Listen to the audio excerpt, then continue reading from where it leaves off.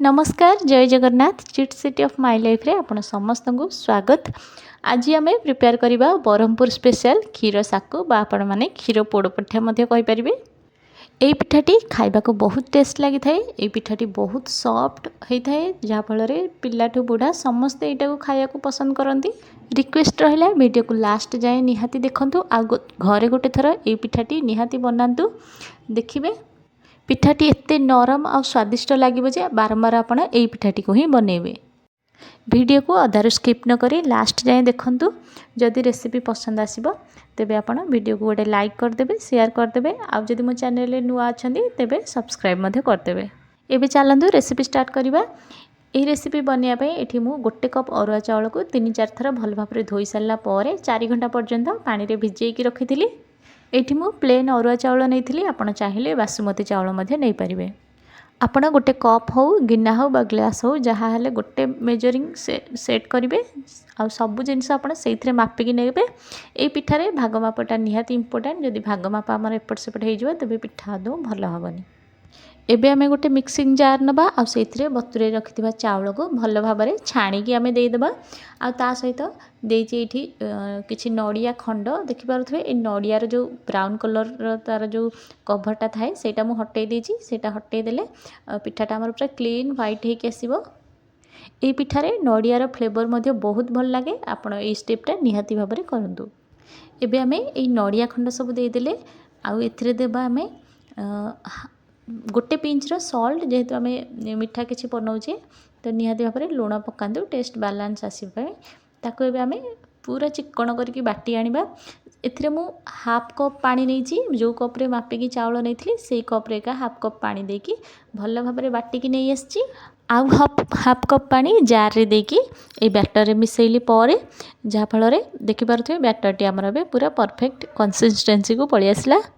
गोटे कप चावल पाई गोटे कप पानी ही लगला। एबे मु गैस ऑन करके नहीं जाइए कड़े से गोटे बड़ चामच घी ये निहाती भाव में ऐड करेंगे। पिठारे भल बास्ना आसी थाए घी मेल्ट हो गला परे एथिरे आपण काजू किशमिश को भाजिकी नहीं आसबे। तापर देइछि एठी मु क्षीर गोटे कप चावल पाई एठी 4 कप क्षीर दरकार हबो। एठी मु गोटे लिटर फुल क्रीम मिल्क नहीं। एबे आमे दे देबा एथिरे गोटे कप चीनी आपण टेस्ट हिसाब रे देबे। चीनी आपण जदि अधिका मीठा खाउथबे आ टिके अधिका दे परिबे किबा टिके कम दे परिबे। एबे आमे एठी ए क्षीर को फुटिया पाई दबा। आ क्षीर टिके फुटी आसला बेल को आमे जो चावल बट्टा रखिथिले ताको एथिरे हल्का हल्का ढालिबा। गोटे हाथ रे ढालिबा आ गोटे हाथ रे मिसेइबा कंटिन्यूअसली। आ फ्लेम को एठी पूरा स्लो कर दबा। बारंबार यहाँ को आप एमती घाटुवे नचेत यहाँ एमती लम्स पड़ जाव। धीरे धीरे आप देखिए यहाँ बहलिया हो आसुची। एबे वीडियो रे देखि पारुथिबे एटा केते गाढ़ा हो गलानी। हमको किंतु आउ टिके गाढ़ा दरकार।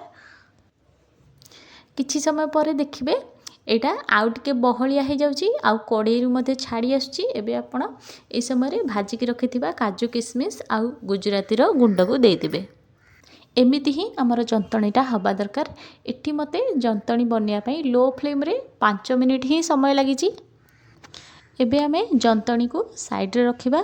आउ जेउथिरे आमे पिठा बनैबा बा पिठा पोड़ीबा से पात्रटा को रेडी कर दबा।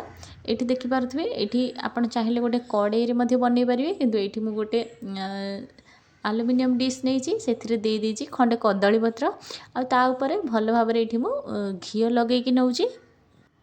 आ जो भाजिकी रखी आमर काजू किशमिश से अल्प केतेटा मु रखी देइथिली पछरे दबा पई सजेइकी। सेथिबाई एबे मु सेथिरे काजू किशमिश एमती साइड करके रखीदेली। आउ कदली पत्र रे घी लगेबा सहित आपण जोटारे पिठा पोड़ीबे तार साइड गुड़ाक एमती घी लगे देबे जहाँ फल आमर पिठाटा भल भाव में पोड़ी हवा सहित जेतेबेले आमे एटा को डीमोल्ड करबा से आउ एते साइड रे लागीबनी भल भाव में आमर बाहरी पड़िबो। एबे आमे एथिरे आस्ते आस्ते करके जंतणी को देदबा। आपण जदि चाहिए कड़ाई रे किबा पैन रे मध्य पिठा पोड़ी परिबे किंतु से पैनटा नॉन स्टिक रे हवा दरकार। आ सेथिरे आपण टिके अधिका घी लगे कि पिठा को पोड़ी परिबे। ना जदि नॉन स्टिक रे नाही तेबे एमती कदली पत्र देकी ही पिठा पोड़ंतु देखिबे बहुत बढ़िया बास्ना आसीबो सेथिरो। ଆପଣ बिल्कुल भी लेट करेंगे जंतणी को जितेबाला बनीज सांगे सांगे ये प्रोसेसटा करेंगे जंतणी गरम थी अवस्था ही आम या पोड़िया को रखा आबे आम हल्का पानी हाथ होगी ये जंतणीर उपरटा को सेट करदे जहाँफल पिठाटी आमर साइज होगी रहिबो। एठी मोर जंतणी किछि बळी जाइछि मते लागिला पिठा अधिका टिके मोटा हो से जंतणी मु रखी देछि आउ गोटे बासन रे मु सेई अल्प जंतणी को पोड़ीकी देखैबी।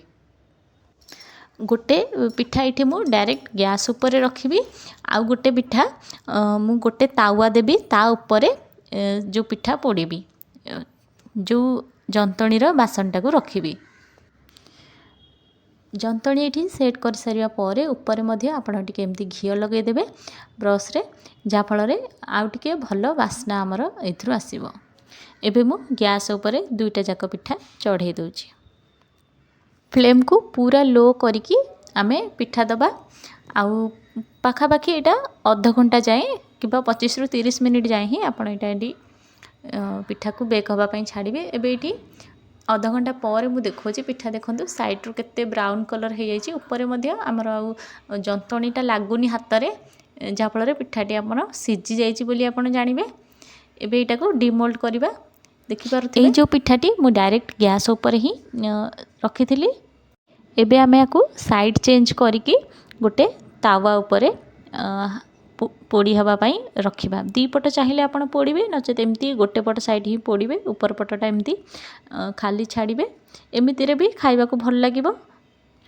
आर पिठाटी मु देखौची जोटा को मु डायरेक्ट गैस रे रखी नथली ऊपर गोटे तावा देकी ता ऊपर पिठा सिजिया पई छाड़ी से पिठाटी को मध्य देखौची तार कलर केमती आसीची से पिठाटी मध्य भल भाव में सीझी जाइए। जदि आपड़ टिके डार्क कलर पसंद करुँच तेबे डायरेक्ट आप गैस उपर रखंतु किंबा जदि लाइट कलर चाहते तेबे गोटे तावा देदेवे ता ऊपर आपण पिठा सिझिया को छाड़िबे। दुई पट साइड पिठा पोड़िला बेले फास्ट साइड ही आपणकर टिके अधिका टाइम लगे पाखापाखि 25 ରୁ 30 मिनिट किंतु सेकेंड साइड जितेबाला आपण पोड़े तावा उपर हल्का टिके घी लगे देकी आपण 10 मिनिट रे ही पिठा को कलर आनी पारिबे। एबे इठी मु पिठाटी को काटिकी देखौची केते सॉफ्ट हेची पिठा सदा बेले ठंडा हला पर ही काटंतु गरम थिला बेले पिठा काटिले पिठाटी भांगी जाई पारे। आशा करूची आपण मानको रेसिपीटी बहुत भल लागिथिबो। तो आसुथिबा पर्वपर्वाणी दिन गुडाकरे एई रेसिपीटा निहाती वीडियो पसंद आसले गोटे लाइक करंतु आ लास्ट जाय देखिथिबारु आपनको बहुत बहुत धन्यवाद। पुणी आसीबी गोटे नुवा रेसिपी नेकी। नमस्कार, जय जगन्नाथ।